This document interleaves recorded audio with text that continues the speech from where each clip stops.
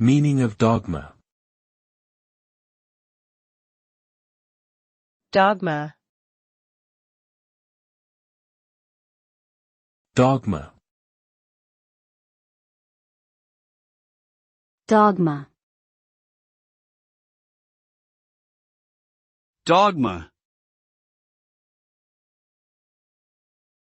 Dogma refers to a set of beliefs or principles that are accepted as true without question or doubt. It often involves a strict adherence to religious, political, or philosophical doctrines, which may be considered infallible or unquestionable.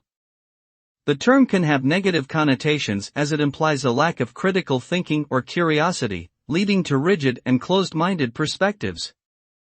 Despite this, dogma can provide individuals with a sense of security and stability, forming the foundation of their values and identity. Ultimately, the impact of dogma on individuals or society depends on the specific beliefs and actions associated with it.